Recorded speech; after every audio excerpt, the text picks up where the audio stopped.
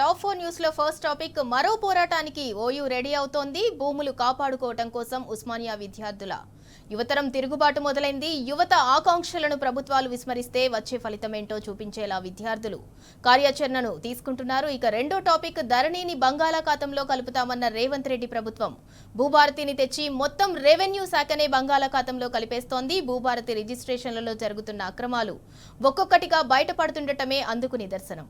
ఇక టాప్ 4 లో మూడో టాపిక్ ప్రభుత్వ ఉద్యోగ విరమణ తర్వాత ఇవ్వాల్సిన బెనిఫిట్స్ ఇవ్వకుండా కాంగ్రెస్ ప్రభుత్వం ముప్పు తిప్పలు పెడుతోంది. అనారోగ్యానికి గురై వైద్య ఖర్చుల కోసం ఎదురు చూస్తున్నా లాభం లేకుండా పోతుంది. వైద్యం కోసం అప్పులు చేయాల్సిన పరిస్థితి దాపురిస్తోంది.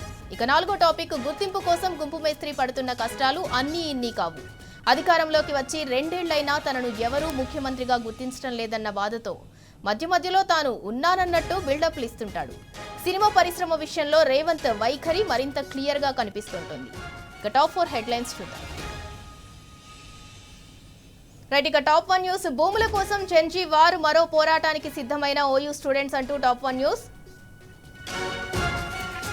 ఇక టాప్ 2 భూభారతి పేరిట భూముల హారతి సుమోటోగా స్వీకరించిన లోకాయుక్త అంటూ top 2 news.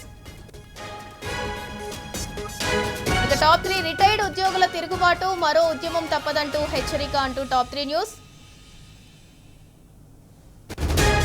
Coming to top 4 cinema మంత్రికి తెలియకుండా జీవోలు రాజాసాబ్ మూవీ కావాలనే టార్గెట్ చేశారంటూ టాప్ 4 న్యూస్.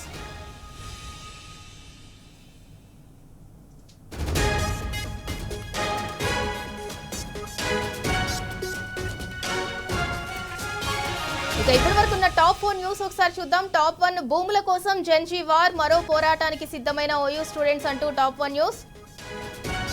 ఇక టాప్ 2 భూభారతి పేరిట భూముల హారతి సుమోటోగా స్వీకరించిన లోకాయుక్త అంటూ top 2 news. Coming to top 3 retired ఉద్యోగుల తిరుగుబాటు మరో ఉద్యమం తప్పదంటూ ప్రభుత్వాన్ని హెచ్చరించారు రిటైర్డ్ ఉద్యోగులు. దానికి సంబంధించి టాప్ 3 న్యూస్.